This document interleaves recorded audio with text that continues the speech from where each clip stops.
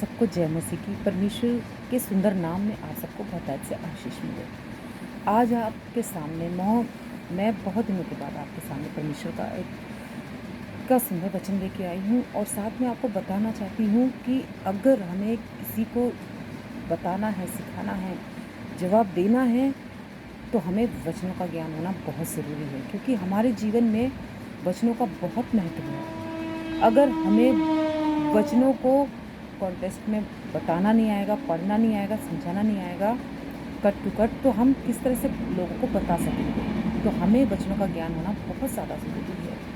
अगर हमें नहीं पता लगेगा तो हम जवाब विटनेस वालों को और माता यीशु वालों को, रोमन कैथलिक को, प्रोटेस्टेंट को हम कैसे सिखा सकेंगे। और अन्य जाति को जो मतलब प्रभु को नहीं जानते और जान के भी अनजान है, और कितने लोग जान के उनको नहीं पता है। अगर हम खुद एजुकेट नहीं होंगे तो हम दूसरे को एजुकेट कैसे कर सकते हैं। तो आज वही काम ब्रदर दानियल राज जी आज बहुत कड़ी मेहनत से कर रहे हैं। वो लोगों को परमेश्वर के बारे में सिखा भी रहे हैं, बता भी रहे हैं और ट्रेनिंग भी करवा रहे हैं, और इतने अच्छे से लोग उनको बातों को समझ के लोगों को सिखाने वाले बन गए।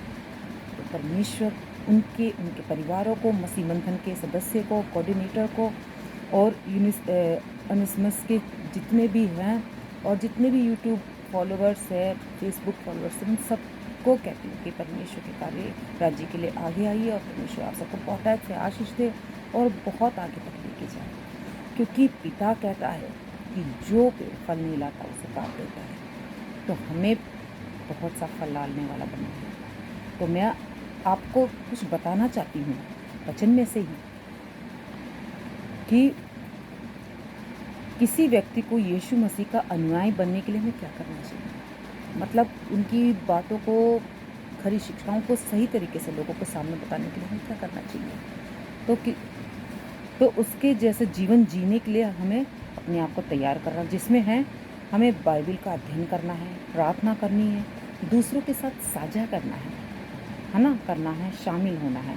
तो ये कहाँ लिखा हुआ है कि हमें वचन पढ़ने हैं, दुआ प्रार्थना करनी है और एक दूसरे के साथ हमें साझा करना है, एक दूसरे के साथ समझौता करना है और डिस्कस करना है वचनों को लेकर, है ना। तो ये लिखा हुआ है कुलुस्सियों 1:28 में।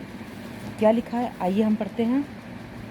कुलुस्सियों 1:28, जिसका प्रचार करके हम हरेक मनुष्य को चेतावनी देते हैं और सारे ज्ञान से हर एक मनुष्य को सिखाते हैं। तो इसमें क्या क्या है, प्रचार करना है ना, सिखाना है और ज्ञान, ये सब चीज़ें हमारे अंदर होनी चाहिए।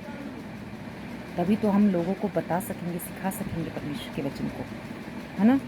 तो इसमें लिखा हुआ है कि और सारे मसीह को सिद्ध, सारे मसीह लोगों को जो परमेश्वर के वचन को लेकर चलते हैं उनको क्या कहा गया है, सिद्ध कहा गया है ना। कि मसीह की देह में सिद्ध क्यों। अब ये बताइए कि लोग पूछते होंगे कि हम भी मसीह की देह में सिद्ध क्यों हैं। क्योंकि संसार में नास्तिक लोग हैं, पाखंडी लोग हैं, संसार में ऐसे लोग हैं जिन्हें सत्य के बारे में पता नहीं, है ना। हमें इंटेलिजेंट, मतलब वचन को लेकर हमें क्यों सतर्क रहना है कि हम कहीं कुछ गलत तो ना पढ़ दें, कुछ गलत तो ना बोल दें। क्योंकि ऐसे कई लोग आज मसीह की देह को ख़राब कर रहे हैं, जो वचन को सही तरीके से इंटरप्रेट नहीं करते, वचन को लेकर लोगों को सिखाने में गड़बड़ी करते हैं। सबसे बड़ा तो उदाहरण ये है कि दशमांश को लेकर लिखा है मलाकी में, पुराने नियम में, उस समय लेवियों के लिए प्रधान याजकों को देते थे, महाप्रधानों को देते थे, है ना, लेवी याजक को देते थे, उनके लिए लिखा हुआ है। तो वो आज की मसीह देह के लिए थोपते हैं, उनको सिखाने लगे हैं। उसमें तो पैसे का दशमांश तो लिखा ही नहीं है। हमारे ब्रदर दानियल राज जी एक एक वचन को बहुत अच्छे से समझाते हैं, सिखाते हैं और वो हमें हर एक बातों को समझाते हैं, और उसमें कहीं पैसे के लिए लिखा ही नहीं है। पढ़िए तो नया नियम में, कुरिन्थियों में पढ़िए, हर्ष से देने वाले से परमेश्वर खुश रहता है, कुड़कुड़ाने वाले से नहीं। अगर इंसान की जितनी इच्छा है, शक्ति है, वो दे। कोई ज़ोर ज़बरदस्ती नहीं है। यही हमारे ब्रदर जी भी सिखाते हैं, लेकिन लोगों को इतनी जलन होती है ना, वो कहते हैं कि हमारे पास आने वाला पैसा क्यों रुके।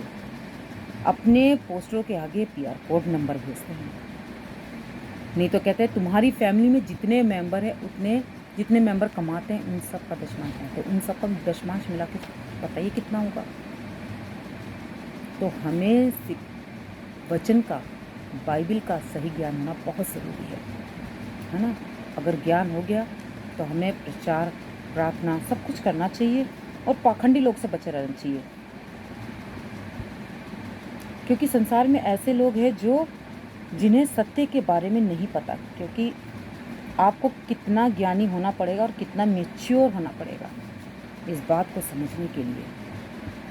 तो हमें इन सब बातों को बहुत ही अच्छे से बताना है, लोगों को समझाना है और सच्चाई को दिखाना है, क्योंकि वचन कहता है कि ज्ञान ना होने से मेरी प्रजा नाश हो रही है। तो हमें ज्ञान होना बहुत ज़रूरी है, हमें ज्ञानवान बनना चाहिए, वो भी परमेश्वर के वचन में। परमेश्वर छोटा बड़ा नहीं देखता, पढ़ा लिखा नहीं देखता, वो दिल देखता है, इंसान के अच्छे नेचर को देखता है, स्वभाव को देखता है। और उसने जिसको चुना है वो किसी भी हालात में उसको उस जगह से बाहर निकाल कर ले जाएगा।